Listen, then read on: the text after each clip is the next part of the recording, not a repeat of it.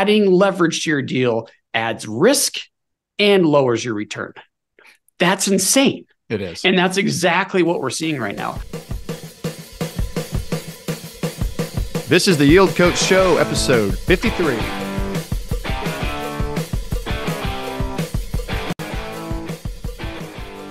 Hey everybody, this is your coach Ian Brown. A few announcements. Yield Coach Capital has opened its doors to investors looking to multiply their money while working with yours truly and our varsity investment team.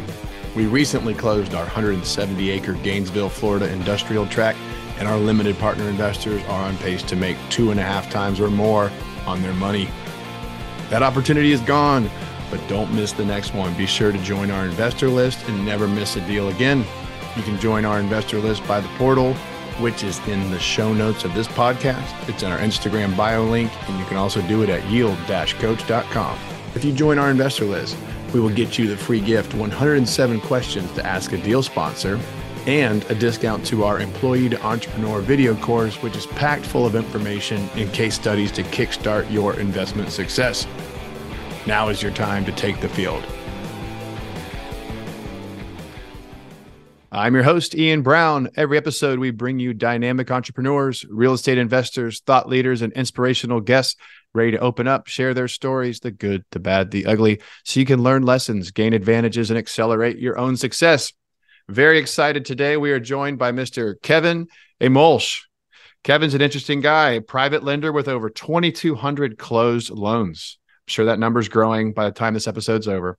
He's also an investor of over 2 decades, a U.S. Army veteran, an author. He wrote The 45-Day Investor. Can't wait to hear about that. A frequent speaker. He's been on a lot of big shows. We're lucky to have him. Kevin, welcome. Ian Brown, thank you so much for having me on, man. I'm excited for this. Awesome. Well, I know that you have a really diverse background. I'd like to know how, like when you were in the Army, did you know, okay, I want to be Mr. Entrepreneur, Mr. Private Banker, or what was the evolution of going from service to this entrepreneurial journey? Dude, I got to give credit to our friend Robert Kiyosaki. So here's how the story goes. Went to the Army, and if you don't know, you don't have a lot of expenses, or you could live your life very frugally. You live in the barracks, you eat in the mess hall, work out in the gym. I mean, everything's paid for. So I had this little tiny savings. They don't pay you very much, but I had this little savings going. I'm like, what do I do with this money? So I just started reading books, and then that purple Bible popped up, right? And I read that. And then it's like, oh, real estate looks like it could be a good investment. So I started reading more books and more books about real estate. And then I bought my first house right when I was getting out. It was a few months before I got out. So I had somewhere to move into, moved a roommate in to pay my bills for me. House hacking before that was a term, right? And then moved out of it 2 years later and kept it as a rental. And what I saw through that experience was the values going up. The tenant was paying off my mortgage. I was getting help on my taxes with the depreciation, and I was cash flowing pretty well. So I was like, holy crap, this actually does work. So this is going to be the vehicle that makes me rich. I knew it was it. And so I just really focused in on that. And there was college kid without any real income buying houses. Awesome. And were you able to get like a VA loan or some especially attractive financing? You know, on that very first one, because I had that little savings account, I went FHA at that specific time. The terms on the FHA was better than the VA. So that was one of the times I put money down. I did maybe 100 or so deals after that with no money down at all. But that very first one, I did put the 3.5% down. And then financing became easier. It's an interesting story. I don't know why I'm thinking about it right now, Ian, but my second house, my down payment on that second house was money from my student loan. See, I was in the Guard at the time, so it was paying for my school. I had the GI Bill from my active service helping me pay my living expenses. I didn't need a student loan, but look, low interest rate, tax deductible debt. Yeah, heck yeah, give it to me. So I took on the student loan and I used that as a down payment. I don't think I've ever heard somebody do that, and I can completely understand why that would be an untapped source of equity if you know what you're doing. Interesting. So, I think that I would imagine when you are in military service, and I could be totally wrong, I don't have military service in my background, but are you surrounded by many entrepreneurs, or are you kind of breaking the mold when you're the guy who's out buying houses and house hacking before it was a cliche or a term of art now, or were you kind of a lone wolf back then? Yeah. What would your guess be? I'm thinking lone wolf. It's funny. Yeah. My context for it is more like municipal service, not military. So like firemen in Jackson. I'm in Jacksonville, Florida. Firemen, police officers. I know a lot of people in municipal service that moonlight as investors, but I don't know that many that came from military. Right. Yeah. I was a lone wolf for sure. I mean, people thought I was weird because I was reading books in the mornings before I went and did the morning run. Right. So it was very different than everybody else. I still hung out with them. We still had a good time, but they weren't as focused on after military as I was. So you buy this first house and you kind of house hack it, I assume room by room. It sounds like it was a single family home that you broke up by the room. We had a guy on and he was talking about renting out I think he's talking about renting out his couch by like the cushion. That's funny. Anything that you could rent out. But I think that's very wise. And I think before the term house hacking, I mean, I'm in my early 40s and I remember, I heard about people buying houses and renting out rooms and kind of playing a little bit of arbitrage game before learning the fancy verbiage. But where did you go? It sounds like you kept it as a rental. Kind of where did you go next in your active investment path after that first house out of the military? Yeah, so I bought that second house as I described with the student loan as a down payment, and then I started going to those like seminars, the weekend events where everybody on stage is selling you a course and a coaching and all of this, right? So I was just getting hit. Now this is 20 years ago, so it's actually were books and tapes back then. When you hear the book and tape course, that actually is what it was. And so I'd put the tape in my car, and I'd be driving around listening to these education programs, and everything was kind of leaning towards foreclosures. And this is before the crash, right? But I was hearing about short sales and how to create equity. And these are deals nobody else wants to do because they're no equity deals. And so I got really attracted to that business. And I just started a whole marketing campaign and started getting leads in for people going into foreclosure. And I got one that wanted to work with me. And so I started working with the short sale, working with the bank. And I was convinced from what I was learning that this was like an easy business. Like there's no chance this is going to fail. And I ended up taking control of the house subject to the loan that was foreclosing. And we could talk more about how that works. But I gave this person $3,000 that I didn't even have. So he would give me the deed because I was that confident I was going to be able to negotiate some equity with the lender. And then the lender, guess what they said? Nope. No. Full payoff. So I ended up losing my $3,000. One of it was mine. Two of it was from a business. It was a good friend of mine. I lost his $2,000. And I decided foreclosures wasn't for me at that point. And I started learning about owner carry stuff. So I started doing lease options and subject twos, pretty home business, not the ugly foreclosures. And that's really what I got some traction in. I like that. The pretty home business. I haven't heard that. I know what the ugly ones look like because I think the first deal I did was like a purple little squatter house. And anyways, yes. So the pretty houses. Now for those, I think some of the audience knows, maybe some doesn't. Can you kind of explain maybe the subject to and we can get into some of your creative finance, but in your own words, please. Yeah. And I probably should describe what a short sale is and the lease option because I used a lot of terms there that maybe not everyone understands. But to answer your question, subject to is taking title to the property, ownership of the home without paying off the existing loan. So the owner would deed me their house with the expectation that I'm going to start making payments on their loan for them. In this specific example, that's a normal subject to. In this specific example, there was no expectation for me to make payments on that loan. The expectation was that I was going to try to pay that loan off. And if I couldn't, then they were just going to lose the house anyway. So they got their $3,000. I did the best I could to get that paid off by negotiating the short sale. A short sale quickly is just a lender taking less than what's owed to release their lien. So you could negotiate some equity and hopefully create the equity needed to profit. So that's how that subject to works. But yeah, most of the subject twos I did, I would just either bring the loan current if it was foreclosing and then just start making payments on it. Or if it was already current, I would just take over the payments. And Kevin, I think it's good timing you're bringing this up because in my opinion, and I think you agree, we will be seeing more opportunities where creative finance, especially these subject to deals, when you have 2.5%, 3.5% fixed rates assumable in a lot of cases, are hanging out there. And as values taper, depending on where you live in the country, you could be down. We're relatively flat here in Jacksonville, which is good. But this attractive financing where maybe you pay an owner, you take title, and you hang on to their loan. Would you mind telling the audience maybe some of the challenges in negotiating a subject to, or like a common objection you might hear? Yeah, totally. I'm so glad you brought that up, because this is a perfect segue into what a lease option is. The subject to is very challenging to negotiate because, look, somebody has to trust you so much or be so incredibly motivated to sell their house that they're literally going to just sign it over to you. So the biggest objection is, well, why would I just give you my house? How do I know you're going to make my payments? If you don't make the payments on my loan, it's my credit, not yours. I could get foreclosed on if you don't make the payments. There's all of that risk for the seller. So that's really is the biggest objection. It's one you can overcome with some experience and some practice and learning how to talk and negotiate. But for the newer folks that are getting started and are interested in this type of transaction, which I agree with you, Ian, it's coming back because of the interest rate that you just described.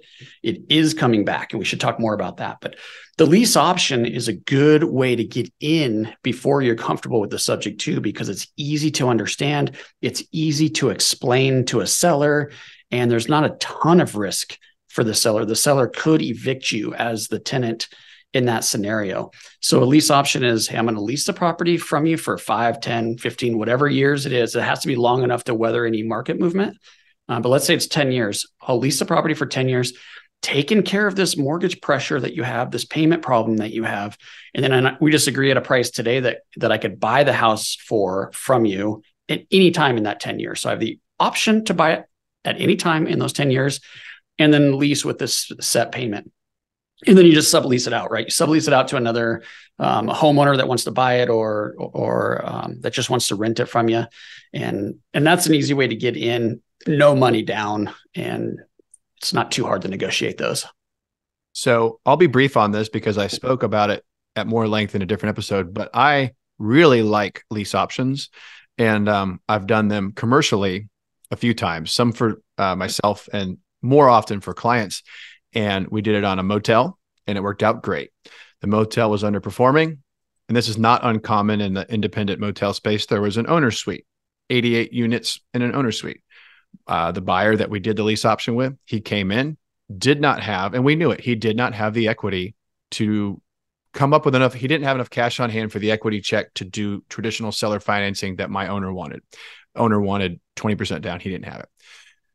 But what he did have is management experience. And so to your point, he moves into the motel, and with cash flow, first of all, he brings up operations, more cash flow, runs it more lean. He lives on site. He gives a housekeeper a free room. He gives a maintenance man a free room, keeps his payroll really low. And a year later, he had dramatically increased the value of the property by an income approach. Meanwhile, now he could go get third-party financing based on that option price that was negotiated.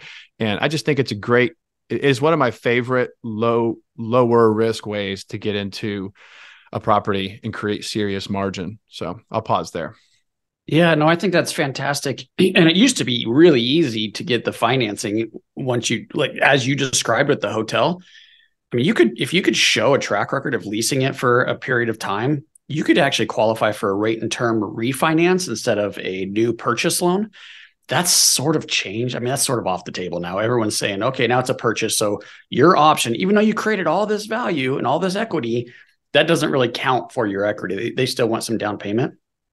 Now, there's ways around that too. But yeah, back in the day, like the deal you're describing was perfect. Mm-hmm. What are some other creative things that you like to do, or what moved the needle for you? It sounds like creative finance is right up your alley. Yeah. So what do you like? What kind of moved the needle for you? What moved the needle? When I say that, like for me, I know, and I hardly ever talk about this because it's kind of nuanced, but I was doing 7 years of title and escrow, and I did a closing, and I watched the buyer's agent give all their commission to the buyer.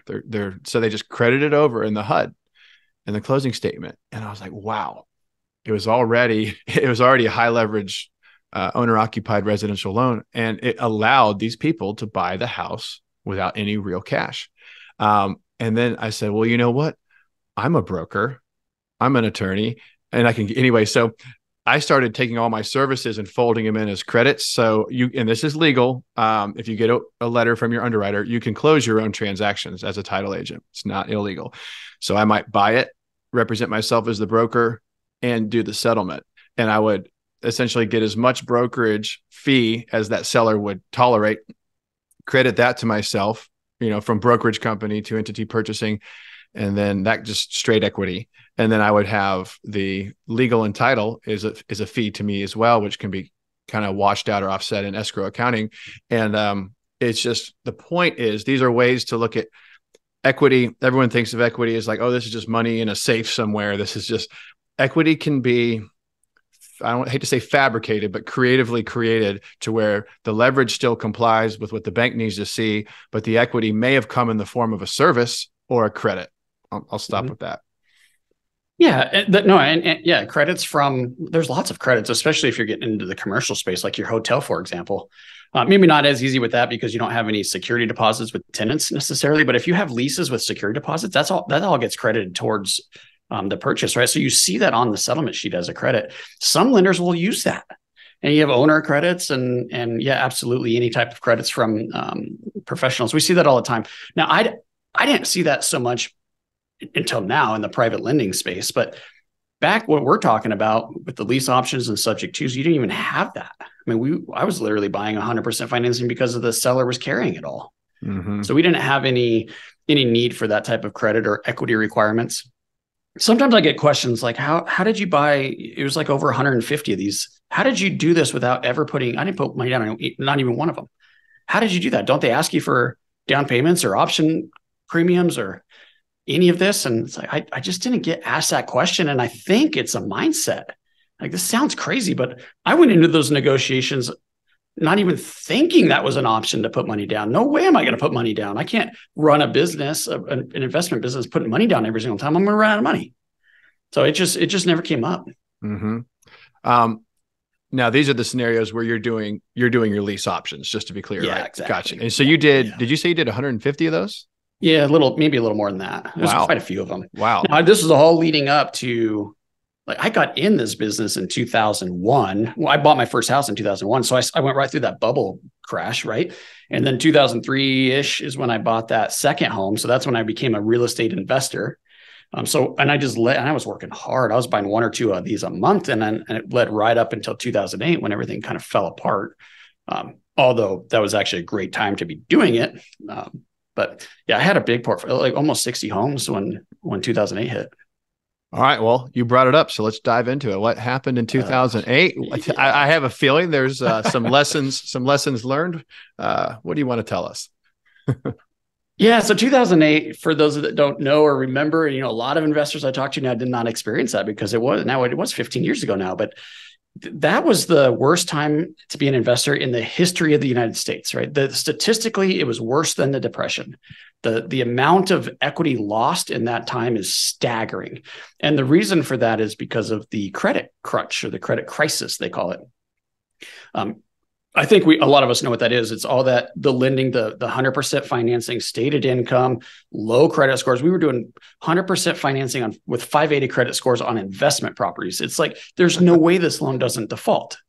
So, and then of course they start defaulting, and then it's just a snowball, right? Everything starts losing value.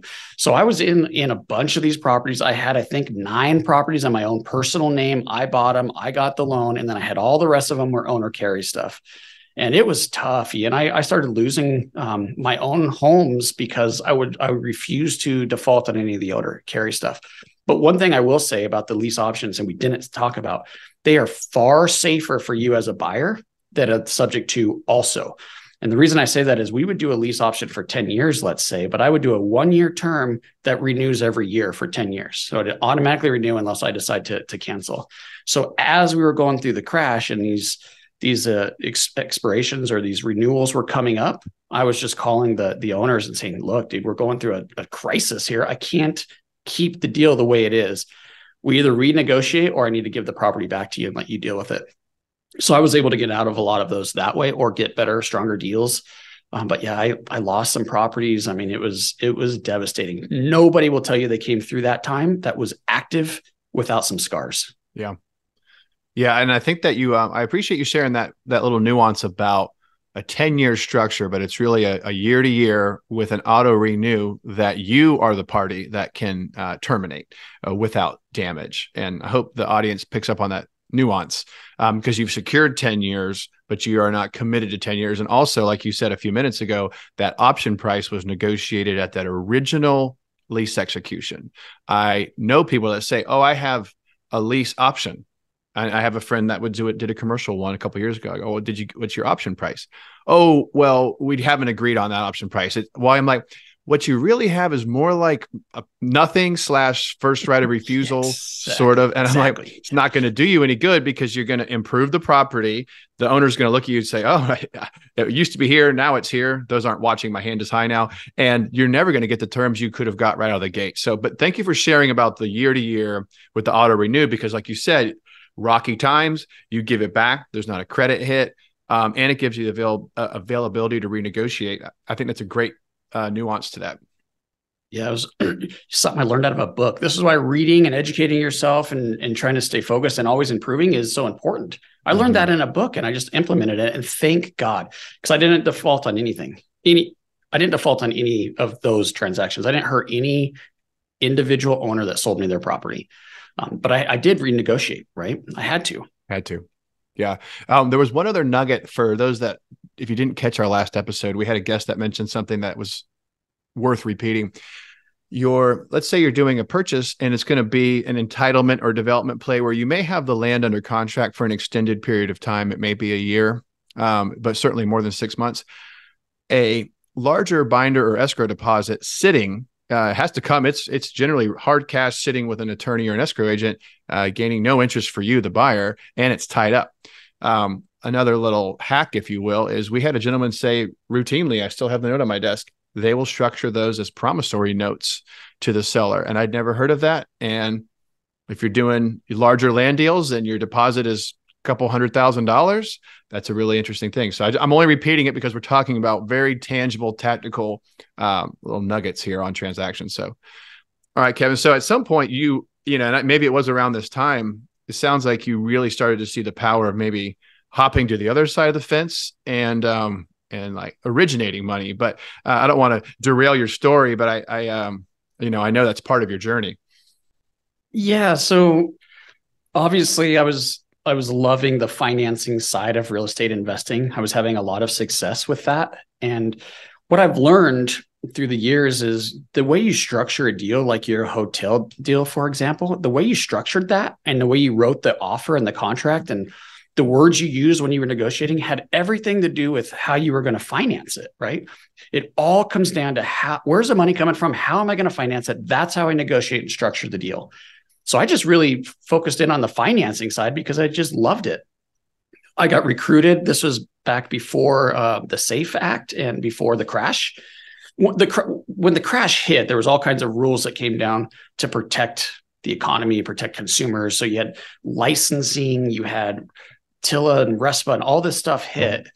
Before that, it literally was the Wild West. And so I got recruited to be a mortgage broker, and I was just originating those crappy loans that everybody else was originating because I loved the financing side of it. Now, once all the regulations hit and I was approving people for their dream home, and then all of a sudden guidelines were changing and I was no longer able to approve them, and they went and found the home and I had to make the phone call that says, I know I said you were approved, but you're really not. Those were terrible phone calls. And so I decided to get more control of the business. And the way I do that is by I want to make the loan decision. I want to make common sense, good quality loan decisions. And I don't want to rely on somebody else. And I want to service the loan. So if there's a problem with my investor, my borrower, and I can help them, I want to have the ability to get in there and help them and protect everybody's money. So the only way to do that is to start raising private capital. So in 2006, I did my first deal, it was $100,000, and I made $2,000 on it. But that got me into the business of private lending, and I've turned that into that first $100,000 investor that worked with me, and now we're got a little over 160 million out in loans. Wonderful. If you would, let's talk about the differences between conventional bank loans and private. Of course, there's also hard money, and I guess we could talk about that too, but maybe just kind of talk about the tranches of debt and kind of where you fall and pros and cons. Yeah, there's lots of different options out there, especially if we're talking about commercials, because each bank has its own little whatever. But I will say that private lending or private money and hard money are almost the same thing now. I mean, it's people kind of think they're the same. And the reason for that is the hard money lending industry doesn't like the term hard money lending or hard money loans. So it's kind of funny. That's how I got started. And that's how I've only known of that. I don't think it's bad. I think hard money is a fantastic tool if you use it in the right situations for the right product or right properties. You can get hurt with it because it's expensive, but if you know how to use it and you're educated and working with a lender that knows how to use it, it can be very, very powerful. But it's got a bad rap, right? It's like, what do they say? Like Guido coming out with the baseball bat, or we're gonna come meet you at your front door, that kind of thing. So obviously none of that is true. So I guess the most expensive, if you're going to go that direction, if that's where you want me to go, is hard money is going to be expensive. We charge 2 points and 12% interest, and that's pretty much the standard rate in that industry. Mm-hmm. Now, I consider that private money because we've raised that. It's all individual people's money, right? But if you go to your aunt, your uncle, somebody else that you know, and you're having them help you fund a deal, I guess that's also private money. It's just going to be a little bit cheaper than what you would consider hard money because they're just maybe not as sophisticated. And so they're happy with a return of 8 to 10% because that's much better than they would get in a CD or something like that. And you can make them feel secure, right? You could secure it with a deed of trust or a mortgage. So that would be private money. Then you have your institutional investors. And I'd say the most expensive of those would be like a mezz type of loan. Mezz can be confusing because all that means is it's subordinate. So you might bring in a first mortgage from a bank, and then you have another mortgage on top of that. That would be considered mezzanine. Now they could secure that a couple of different ways. One would be a junior loan, like a second or a third mortgage, or they could actually secure the ownership interest in the LLC. So I know we're going a pretty high level here, Ian. I don't know if you want me to go here with a. Yeah, I think you're on a roll. I like it. Okay. Yeah. So let's say I have an LLC and I'm going to put together a syndication. I'm going to buy a strip mall or something, just for a stupid example. But let's say we're going to do a syndication. We're going to buy a mall. Well, the lender might only loan me 70% of my cost, right? They want to see 30% or so coming from somewhere else. But I don't really want to bring in a bunch of partners. I want to limit it to 3 or 4 partners, try to keep as much ownership as I possibly can. Well, there is lenders out there that will secure the LLC itself for a portion of that 30%. So maybe we'll finance 15% of the purchase.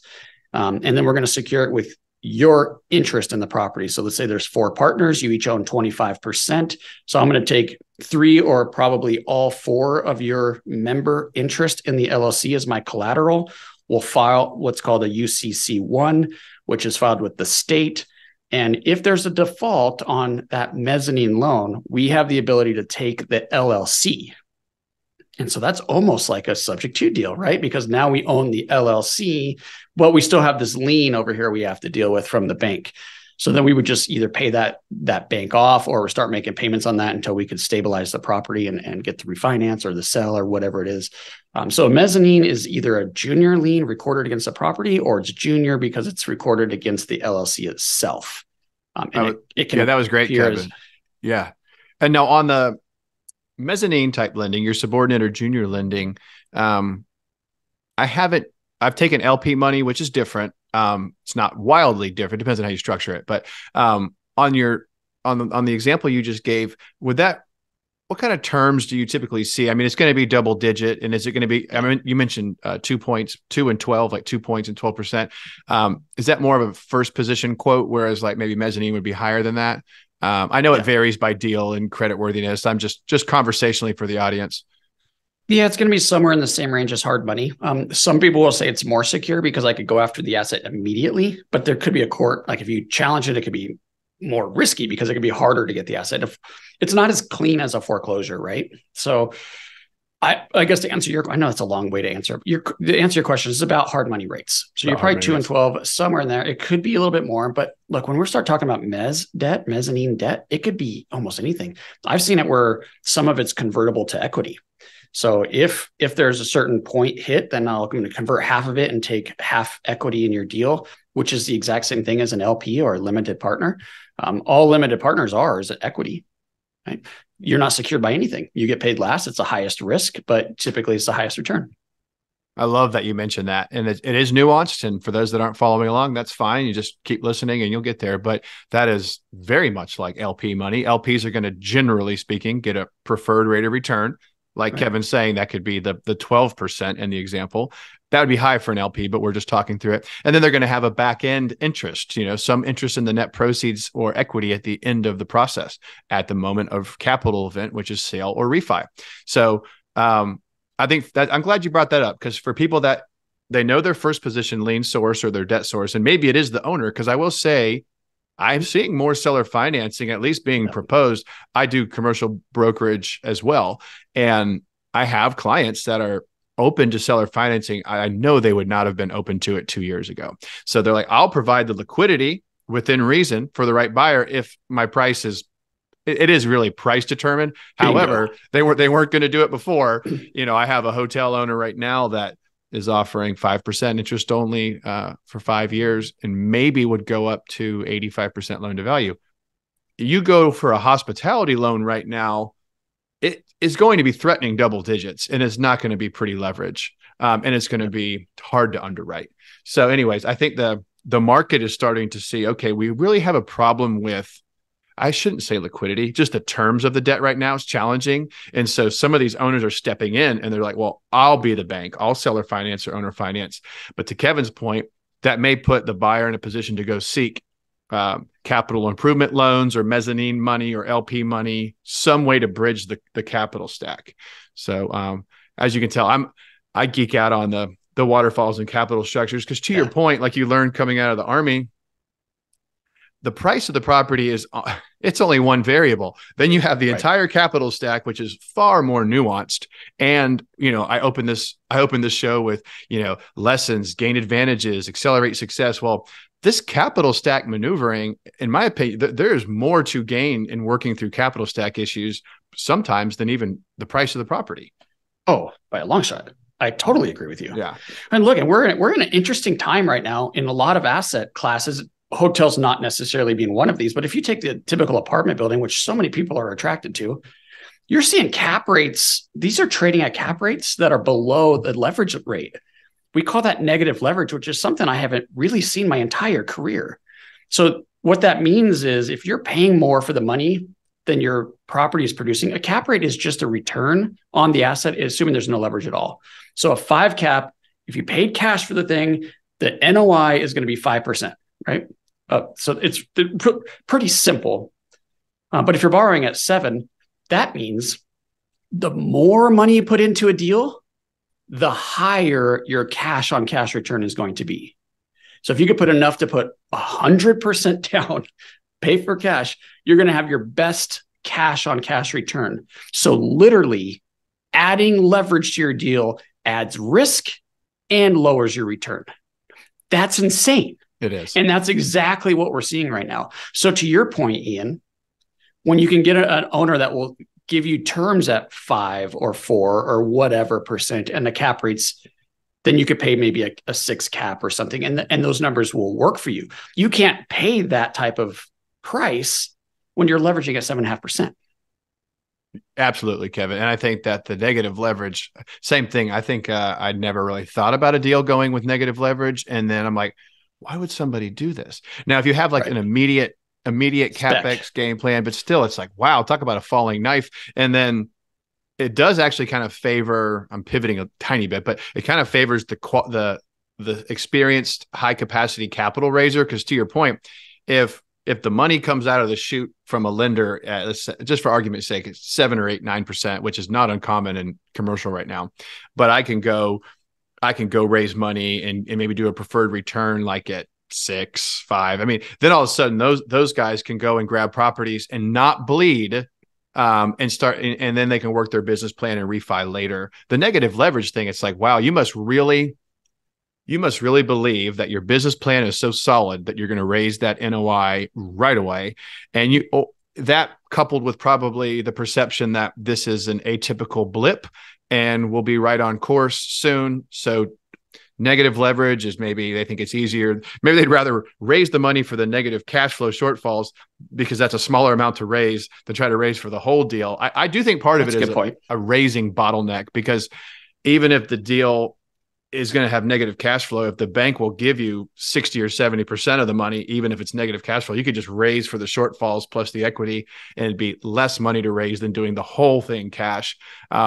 It's still not all that smart in my opinion. But yeah, I can see how you get for there. A long-term hold. Yeah, I mean, if you're speculating on increasing rents or adding value, for sure, I can understand it. But just if you're talking about a turnkey type deal, I don't understand why people are buying those at those cap rates. It just doesn't make sense to me.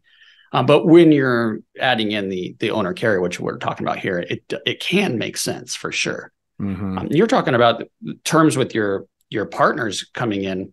Yeah, you're doing some syndications, I assume. Yeah, we did we closed our first 506C earlier this year. Nice. We raised Congrats. $1 million. And thank you. We raised $1 million in LP money, and the LP was behind a seller finance of approximately 75% loan to value. So that was our capital stack. It was about a 2.2 capital stack, of which the owner provided 1.1. I'm rounding a little bit, and then we raised the other $1 million. So.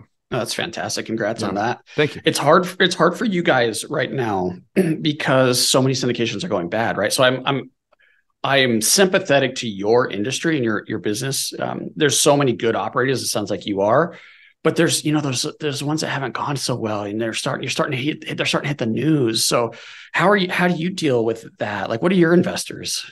So our investors have been originally, like when I talked about, flipping that little purple house 8 years ago, that was just they called it hard money. Like you said, nobody was really cute with how they titled it. It was good old fashioned hard money, and it was points, and it was 12-month interest only, and it accrued, and then it popped. I'm sure you've heard the term bullet loan. People hold the gun to their head if they can't pay it off, but it does balloon. It pops at 12 months. And I didn't know what I didn't know, but the debt was expensive. I rehabbed on Home Depot and Lumber Liquidators and credit cards. And it was scary, but I was at a point where I was like, well, if I don't do it now, I'll never do it. And it worked out, and I 1031 into an apartment. But the point is, what I've done is I started with, if I make a mistake, it's all me. If I didn't succeed on that little purple house, right, it's all Ian Brown. Then I did that honestly for the 8-unit apartment. I think by my fourth and fifth, I started to partner, and those partners were just close friends of similar backgrounds. My background's brokerage, law, and appraisal. So they were usually one of those three. And then it was like we had the same mindset. If the two of us fail, which we don't think we will, it's just us. So we tried to I had the training wheels, and I kind of took off one training wheel, and then we're riding. And then the syndication that I just did, that was probably my 10th commercial deal as an investor. I've done many, many, many deals as a broker, but as my personal investment, probably double digit. And that's where I was finally like, okay, I have enough faith in this margin. I know that we've modeled a long enough hold. We've raised enough money. I'm comfortable with it. And we have our own money in the deal too. But to answer your point or your question, our investors are typically not from the real estate industry. And you might notice this, like, people come to me and pitch their deals to me. Well, I'm already active and raise capital and buy deals. So it's not like I would categorically never invest in somebody else's deal. That's not necessarily the case, but you probably know this. People that made their money in real estate are likely to keep deploying it into maybe their own deals, where if somebody made their money in anesthesiology or litigation cases or trucking cases or whatever it is, those are good candidates. They're busy. They don't want to learn something new. They already have a high net worth or a high income, and they want to keep doing that and let their money grow. That's our avatar, if you will, that would invest. So we literally have a former lender, like a former private lender, hard money lender that just, and then we have physician, and then kind of a group of 3 guys that tend to invest together, and they liked it and came in. And then I invested, my partner invested. There are about 8 in the capital stack. But that's perfect. What really matters, in my opinion, is I don't think I would spend a lot of time soliciting or pitching people that make their money actively in real estate. I'm not saying they wouldn't come on board, but I just feel like those people tend to they're more DIY. I want somebody who made their money in a different way outside of real estate that sees the benefits of real estate. That's interesting. And I agree with it. I invest in some syndications. So I'm in 5 different ones right now. So I don't always deploy it into my own deals. I think some diversification, as long as you can get some good operators, is smart. Yeah.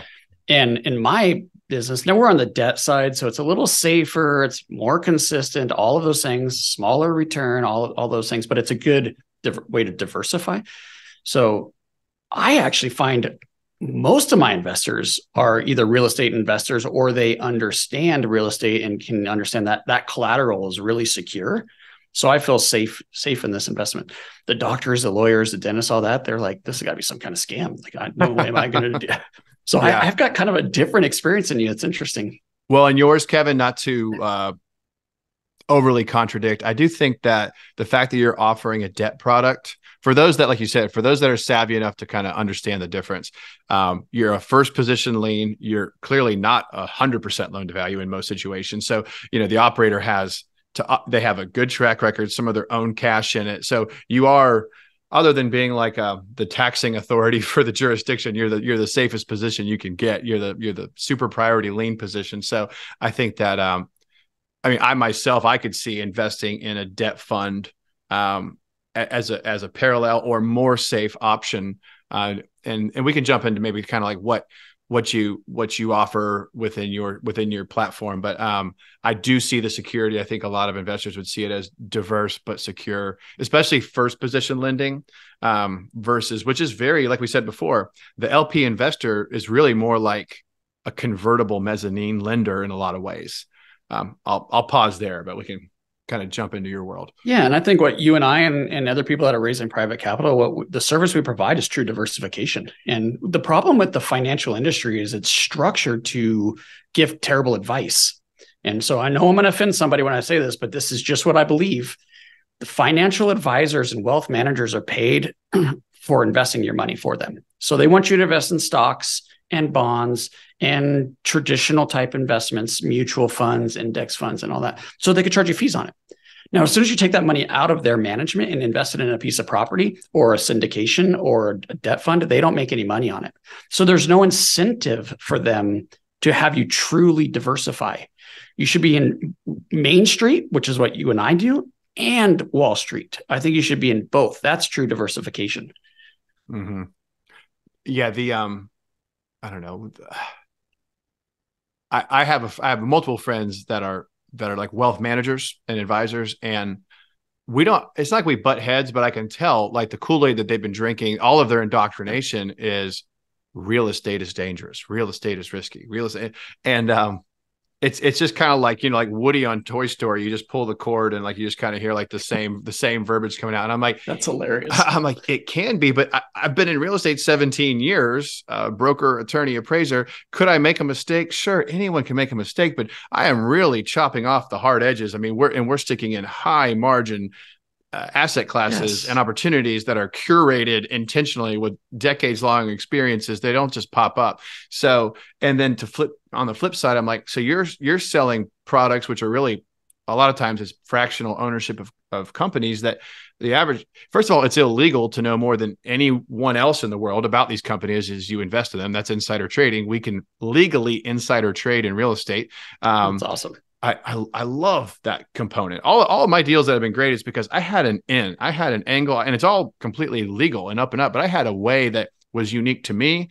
I don't see that in Wall Street. Now, I will say, to your point about diversification, I could be wrong, even though everything looks good and I have experience, and it might be, to be like in the S&P or something. There's no harm in that. I think that I've been so rewarded for my pursuits in real estate. I kind of cringe at pulling money off the table and going into the market. Yeah. However, going into something like your debt fund, someone else's syndication, there's diversification within a location, an operator, a geography, asset class that you trust, and it still gives you some diversification. Yeah, I totally agree. I would never invest all my money in one syndication or all my money in one debt fund. I do believe in diversification. I do believe you should be exposed to the stock market also. But you better be along for the ride, because you're going to do this, right? And I'm going up and down with my hands. Now you say, I love that you said that. And I don't know if I've ever actually heard that, but you can do insider trading in real estate. That's totally true. When I was getting started, as we just talked about, I had a whole marketing campaign. I had sellers calling me, asking me to buy their houses. I was the only option. They weren't even looking at any other options. I created that, right? By my marketing and by my messaging, they were calling me. So I had an in that nobody else had, but I created that for myself.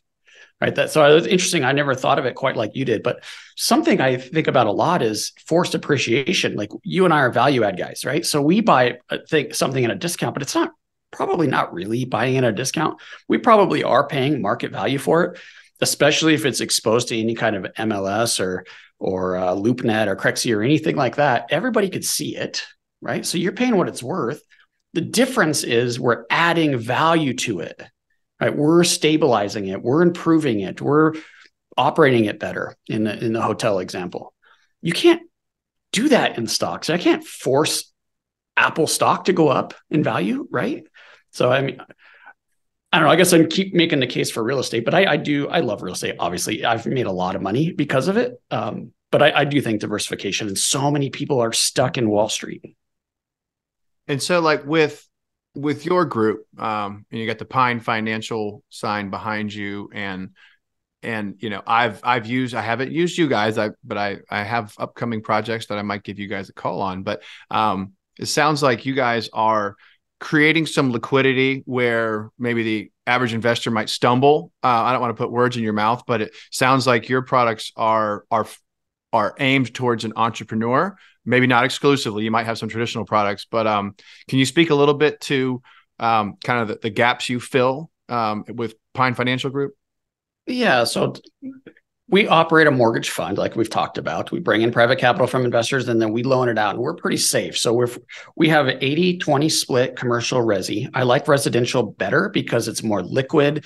I don't think it's going to be impacted by whatever storm is coming. I think we're going to see some pain at some point. And I think residential is somewhat insulated by that. And so I'm trying to stay more heavy in that sector. We could talk about all of that if you'd like. So we're 80-20 right now. That's about the split. It's like 79-21 or something. And on the residential side, we're hyper-focused geographically. So we're doing a lot of fix and flips and infill new construction projects. And we're in Colorado, Minnesota. Those are our primary markets, some in DC and some in Wisconsin. But these are the markets that we know well. And then we have relationships with people. If we do get a property back, we could handle that problem. Now, on the commercial side, it tends to be a little bit more sophisticated borrower, bigger balance sheet, higher credit scores, or there's stronger guarantees. So we expand that nationally. We'll do that across the country with the right sponsor.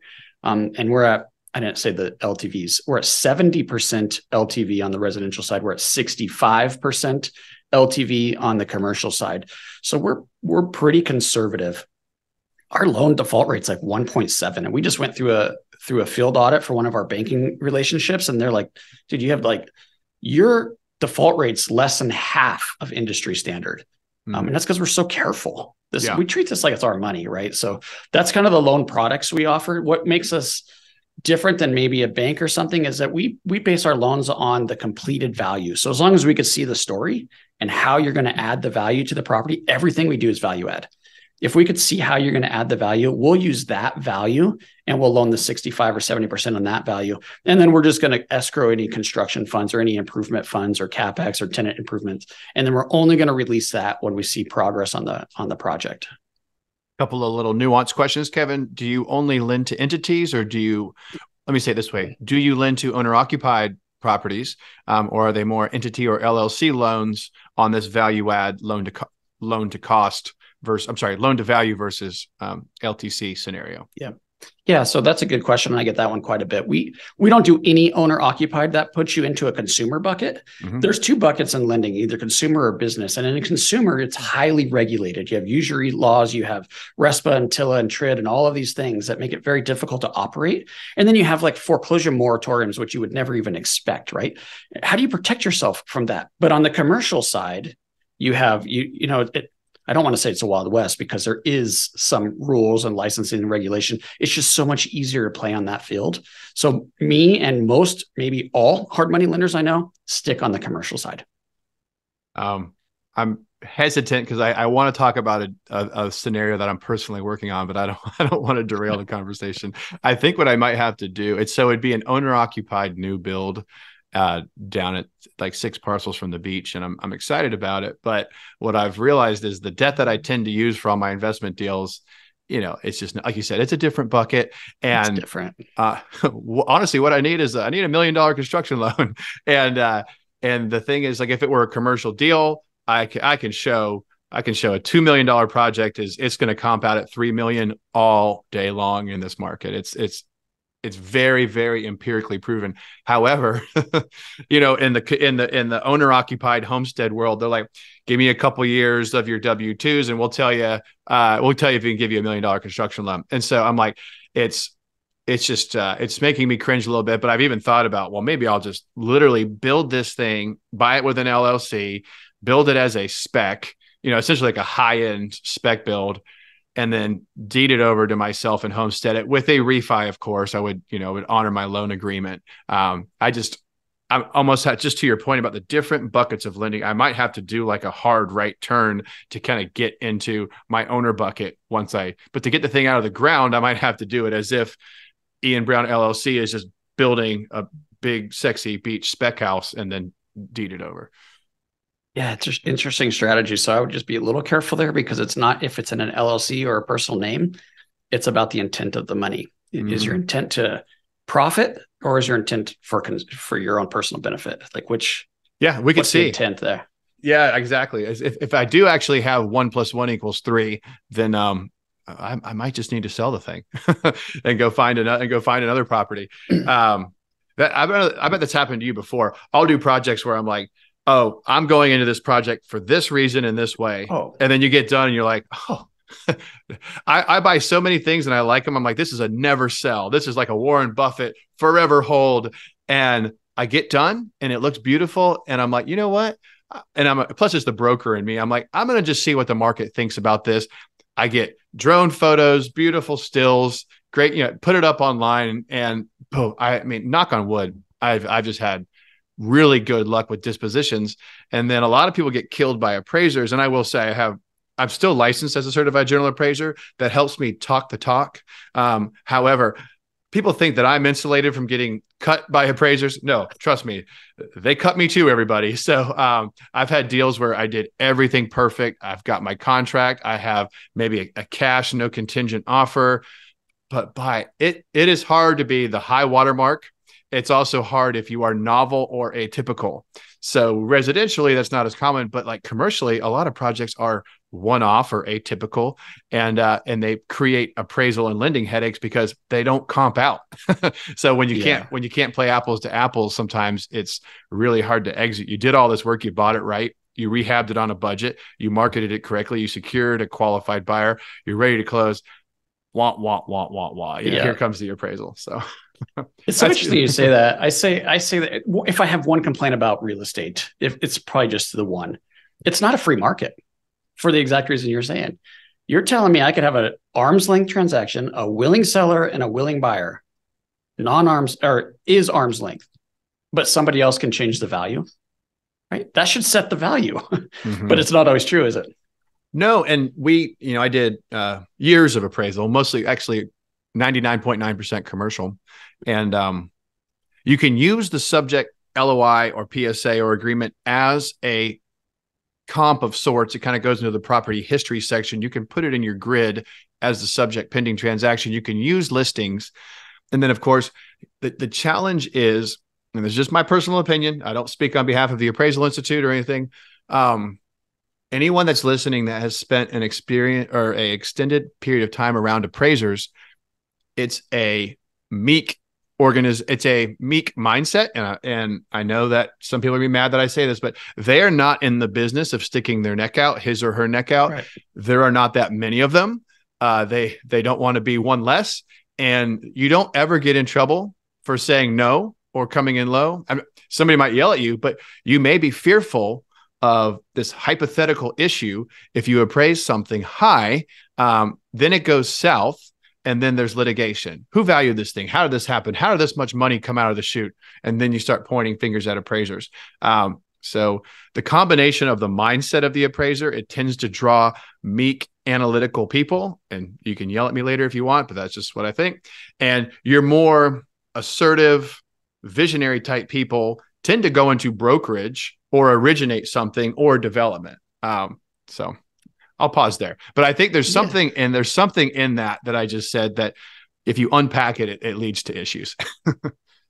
Well, I mean, I'm not trying to defend appraisers necessarily, but gosh, if you put yourself on their side, look what happened to them in 2010 and 9 and 11.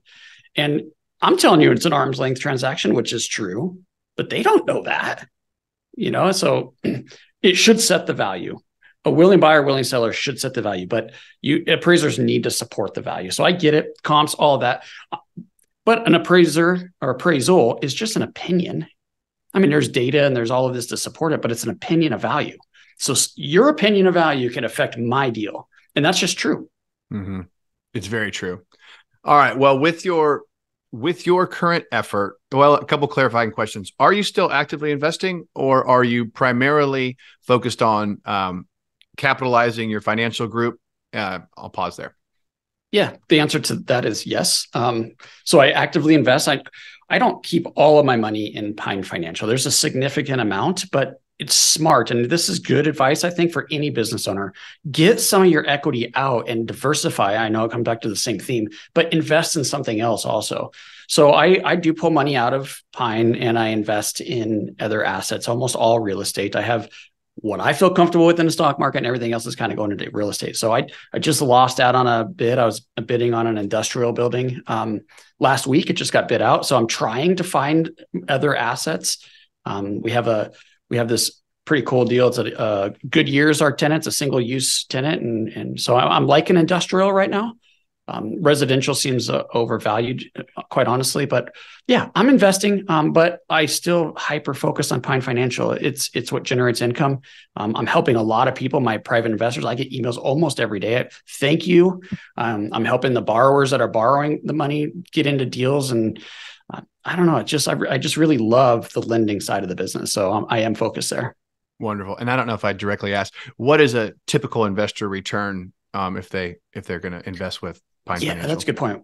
We did not talk about this. So it's a set return. We went the route of public. So you put together a 506. We did a Reg A. So the difference there is we could take non-accredited investors, and I'm allowed to advertise openly. So I could put a billboard up. I will pay you 8% on your money, and it's going to pay you every single month. Like I could say that publicly because I went the route of a Reg A, which is a pretty extensive process to get approved by the Securities and Exchange Commission. It's very expensive. Now we have twice a year reporting, audited financials. We have all of this stuff that comes along with being a public type of company. It is a public company. So we're 8%. It's a flat return. It's something you can count on. It's not going to fluctuate like you would see in an equity investment. And we pay out every single month. So it generates cash flow for the investors. Awesome. And still outpacing your CDs and your high yield savings account handsomely. Quick yes or no question. Are you diversified into cryptocurrency? I am, but it's like 0.1% of my net worth. It reflects the risk and speculation. Exactly. Okay. I mean, right. I got hammered. I did some Bitcoin and whatever. It's okay. We won't make it a Bitcoin episode. That's a separate topic. I just had to, it's in the theory and the theme of diversification. All right. And what are your goals? I'm sure you strike me as a goal setting kind of guy. What are your goals with your current effort?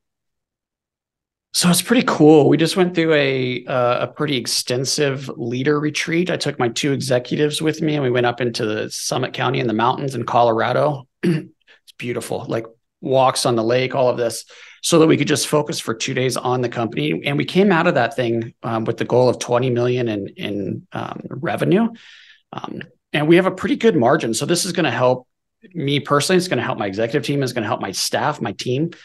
So that's the goal now. And there's pieces, smaller goals inside that goal to get there. But it's 20 million. Wonderful. We're here to cheer you along, and hopefully maybe someone on the show will participate. All right. I'm going to jump into just kind of a resource section. We call it the coach's closing questions.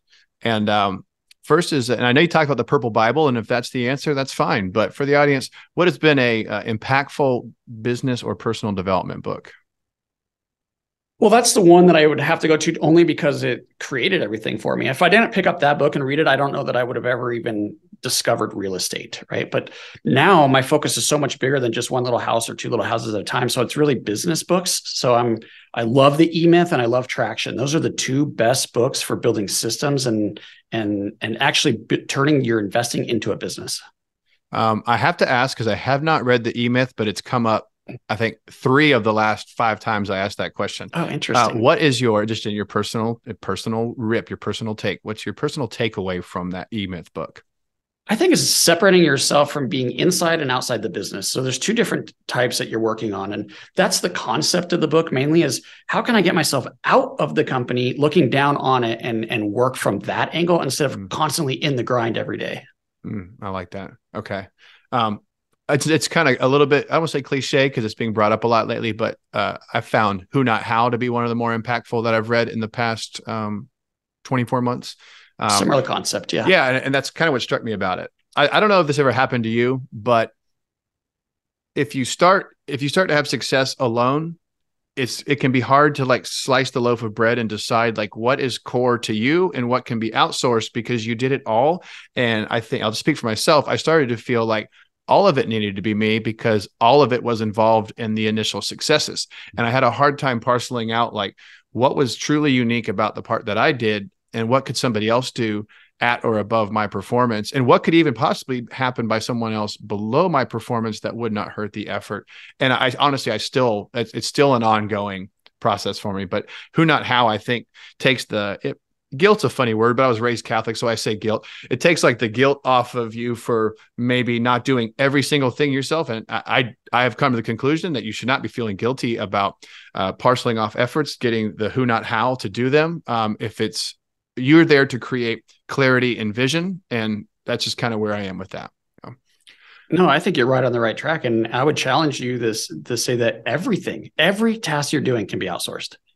Now somebody else can be doing it. And you said it best. Some of them are going to perform higher than you. So those are the higher tasks. And some of people are going to maybe perform at 60, 70, or 80% of what you're capable of performing. All of that's fine. But there's not one thing on the list you have to hold on to. That's a good lesson because I think most of us, we can say it and we believe it. And you just challenge everybody to actually do it because it'll free up your time and free up your life. All right. Personal, I guess I think you're in Colorado, right? Am I wrong? I am. Yeah. Okay. Colorado. So what do you like to do for fun? So if I'm not working, I love what I do. So I do spend quite a bit of time doing it, and I love the mountains. So I'm on my mountain bike 2 or 3 times a week. I love hiking. I'm getting ready to go hike Kilimanjaro in Africa. Wow. So I'm doing a lot of training for that. So we're doing a bunch of 14ers. When it's winter and the snow, I do like the winter here, surprisingly, but I'm up on the mountain snowboarding. Very cool.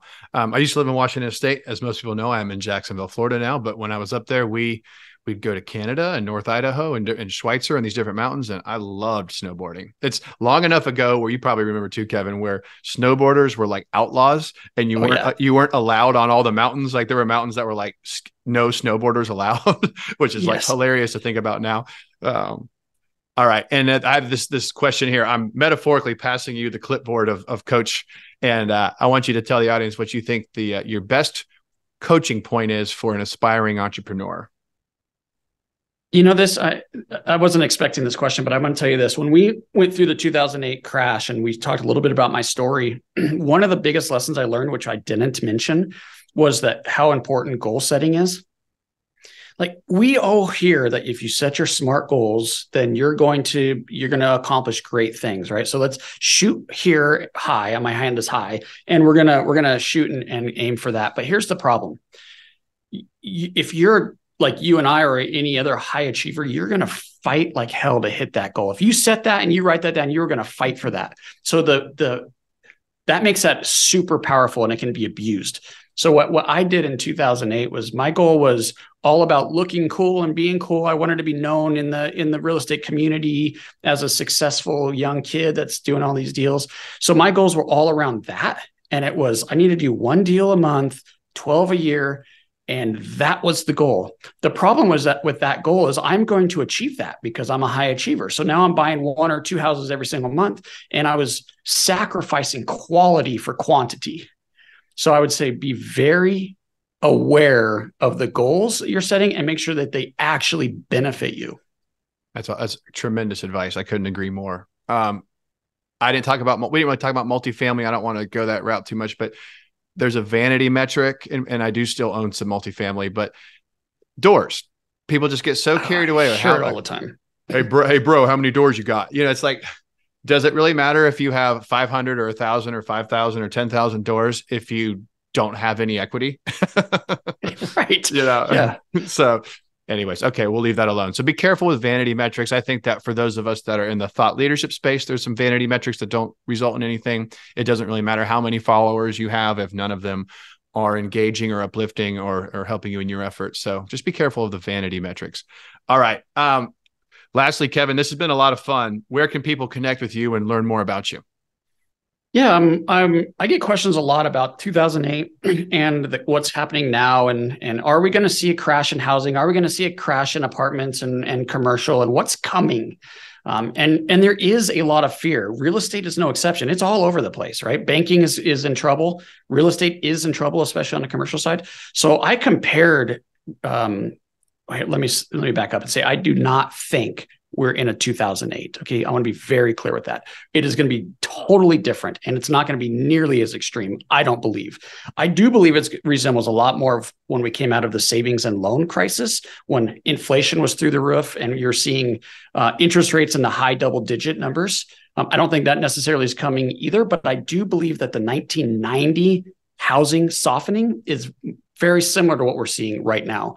And a lot of people don't make that connection. So I wrote a whole report about the softening in 1990 after the savings and loan and what we're experiencing now to show you the correlation there. And I give that report away for free at thepinereport.com. There's actually 2 reports on there, but that's the one that I think most people are benefiting from. The other one is how to stay safe in private lending. But if you're interested in what's going on in the economy and how it compares to what, or it most resembles the recession it most resembles, I wrote that report. So thepinereport.com. Thepinereport.com. All right. I'm definitely going to check that out because I must confess, the 90s softening is not a cycle that I paid a lot of attention to. So we were too young, right? Yeah. And my parents were school teachers, so I didn't get a lot of financial education growing up. I remember my parents being like, if something's a good deal, you should buy it. And I'm like, that's great advice. And I'm like, I remember like, well, was that canoe a good deal? I don't know. So it was always kind of funny how that was justified. It's a great deal. Anyway, so I had to read the Purple Bible, and we all had to find our own way, largely through that most expensive tuition, which is losses, but you do find your way. This has been a lot of fun, Kevin. I appreciate your time. You've been a great guest. Everybody, that is a wrap on this show. Really enjoyed it. Feel free to rate and review, share this episode with a friend. There's a lot of great takeaways. There's some great content. You have Kevin's free resource, kind of comparing what might be happening in the future with the 90 softening as a parallel. I'm definitely going to check that out. If you're into the socials, check us out. Yield Coach is on Instagram, Facebook, YouTube. This podcast is also on YouTube if you want to see how handsome myself and Kevin are. You can see the floral shirt and everything we got going on today. So, but for everyone else, that's it, guys. That's a wrap on today's show. I'm your coach, Ian Brown, signing off and reminding everyone to lace up and leave it all on the field. Yield Coach out.